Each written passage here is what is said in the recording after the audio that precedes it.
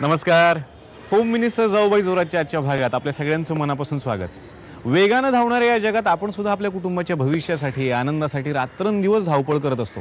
आणि मग नंतर आपण कधीतरी विचार करतो, मी एवढी धावपळ केली, सगळं मला मिळालं, अरे हो, पण स्वतःसाठी जगायचं विसरून गेलोच की. म्हणूनच आपल्या जाऊबाईंनी ठरवलंय आज स्वतःसाठी वेळ काढायचा आणि मनमुराद आनंद लुटायचा. आपण आहोत मुंबई काळा चौकी भागात आणि खेळ खेळायचा आहे न्यू पोलीस कॉलनीमध्ये राहणाऱ्या कदम कुटुंबामध्ये. मूळची देवगडची ही फॅमिली गेली 50 वर्ष मुंबईत राहते. सुरुवात करायची स्पर्धेला आणि भेटायचंय स्पर्धक जाऊबाईंना. चला.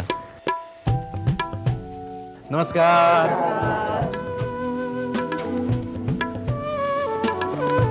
थँक्यू. कदम परिवारातर्फे तुमचं स्वागत. धन्यवाद. कदम परिवारात तुमचंही स्वागत आहे. आणि दोनही कदम जाऊबाई आता एकमेकींच्या समोर येणार आहेत. बघायचं पैठणी कुणाकडे जाणार. थोरल्या जाऊबाई कोण? तुम्ही ओळख करून द्या. नमस्कार, माझं नाव रोहिणी अजित कदम. हे माझे मिस्टर अजित शिवाजी कदम. ह्या माझ्या 2 मुली अक्षता आणि मधुरा. ही माझी नणंद. ह्या माझ्या 2 नंबर जाऊबाई आणि दीर. धाकट्या जाऊबाई तुम्ही ओळख करून द्या. मी प्रज्ञा कदम. माझे मिस्टर महेश कदम. माझी मुलगी निशित. माझा मुलगा हिमांशू. माझ्या सासूबाई, माझे सासरे, माझ्या नणंद, माझे नंदावे. कुटुंबाची ओळख झाली आणि आता सासूबाई करणार दोनही लाडक्या सुनांचं परीक्षण. सासूबाई सौ विजया कदम आणि दोनही सुनबाई आता आपल्यासोबत आहेत. नमस्कार. नमस्कार. सुनेचा स्वभाव चांगला आहे, शांत आहे. सगळं त्यांनी पाठ केलेलं आहे की कसं बोलायचंय काय मी विचारायचे आता आपले सुरू झाले. कुठल्या सुनबाईंचा स्वभाव शांत आहे? मोठे सुनेचा पण स्वभाव चांगला, शांत आहे. बर. सगळ्यांना सांभाळून घेते. मला पण घेते सांभाळून सर्व व्यवस्थित. मला काय पाहिजे होते व्यवस्थित वेळेवर ती मला देते सर्व. थोरल्या सुनबाई. आणि धाकट्यांचं? आधीचं ठीक आहे, लग्नापूर्वीचं. माझं लग्न झाल्यावर तर मी इथेच राहते, त्या इथे राहत नव्हत्या. मग हे कसं शक्य आहे?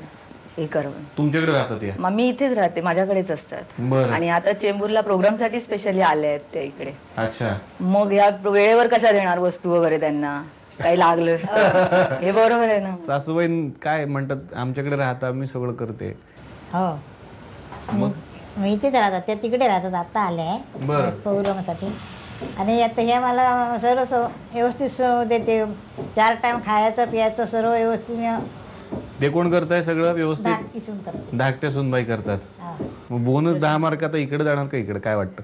ते आता त्यांच्यावर डिपेंड आहे ना. तुम्हाला कळलं असेल मला असं वाटतं की माझ्याकडे यावेत करून. तुम्हाला काय वाटतं की येतील की तुमच्याकडे 10 बोनस? आता त्यांच्या जीवाच्या. जीव कुणावर आहे? नाही, त्यांच्या मनावर आता कोणाला द्यायचे. कारण मी पण आधी लग्नाच्या आधी, ह्यांच्या लग्नाच्या आधी ह्यांना सांभाळून घेतलं. ह्याने मला, म्हणजे माझी आई नव्हती, मला सांभाळून घेतलं त्यांनी. म्हणजे माझी आई लहानपणीच अर्धी लग्न होऊन आली आणि मला सासूबाई आईसारखं म्हणजे मला सांभाळ, मुलीसारखे जिला सारखं मला सांभाळलं. आई लहानपणीच तुमच्याकडे? माझी मी 10वीला मी होते, माझी आई वारली. माझं मग लग्न झालं, मग सासूने मला आईसारखी सांभाळून घेतलं. खरंच असं खूप कमी ठिकाणी होतं कधी कधी की आपली आई नसते आणि नंतर घरात गेल्यावरती सासूबाईच एक आई म्हणून आपल्या समोर येतात. कधी कधी खूप लहान वयातच असे प्रसंग आपल्यावर ओढवतात आणि मग सासूबाई हीच आई असं म्हणायला हरकत नाही. पण सासूबाईंनी सांभाळून घेतलं ही खूप मोठी गोष्ट आहे असं म्हणायला हरकत नाही.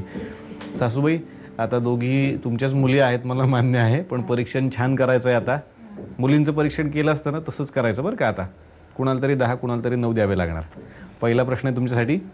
पडत्या काळात कोणत्या सुनबाईंचा आधार कुटुंबाची शक्ती वाढवेल असं तुम्हाला वाटतं? मोठी सून. अच्छा, मोठ्या सुनबाई असं उत्तर दिलंय त्यांनी. पुढचा प्रश्न आहे. कुटुंबातील संसाराची धुरा सांभाळताना कोणत्या सुनबाईंनी समाजात सुद्धा आपला वेगळा ठसा उमटवलाय? मोठी सून. मोठ्या सुनेने. कसा काही केलंय का? की मी जॉब वगैरे केलाय, की मी तुला काहीतरी टीचर होते, मी काहीतरी जाऊन घर येत होते जॉब वगैरे करून, त्यांनी काय केलंय की त्यांचं तुम्ही त्यांना हे केलं? मला का नाही केलंय? मग धाकटे सुनेने हे समाजात तसं चांगलं हे केलं. एक टीचर होती. हां, मग त्यांचं तेच म्हणणं आहे की त्यांनी जरा व्यवस्थित जास्त काम बाहेर केलेलं आहे आणि तुम्ही त्यांची निवड केली असं त्यांचं म्हणणं. मग मी बरोबर आहे ना, मला सुद्धा काहीतरी मार्क्स पाहिजे. मार्क्स पाहिजे असं त्यांचं म्हणणं आहे. मग आता निवड कुणाची, फायनल निवड कुणाची, त्यांची काय यांची? धाकटे सुनेची. फायनल धाकट्या. तुम्हाला मान्य? त्यांनी डायरेक्टलीच मान्य केलेलं आहे धाकट्या सुनबाई. पुढचा प्रश्न आहे. लक्ष्मीची पावले हा चित्रपट आहे समजा, तर त्यात मुख्य नायिकेच्या भूमिकेसाठी कोणाची निवड करा? मग धाकटी सुन आहे. धाकट्या सुनबाई का बरं? तू धाकटीसून आल्यामुळे सगळं परत ते सगळं ते आणलं भरभराट केलं, ते वस्तू सगळ्या घेतल्या, टीव्ही घेतलं, ते परत बर लॅपटॉप घेतलं. लॅपटॉप घेतलाय धाकट्या सुनबाईंनी. अच्छा, चांगलीच भरभराट झाली तुमची. चला, मग आता त्या मुली ज्या त्यांच्या सौदीला आहेत त्या सौदीवरून इकडे घरात बोलू शकतात अगदी अरे हवं वा. तसं मनाप्रमाणे. सगळी सोय करून ठेवली तुम्ही वा. सगळ्यांसाठी खास.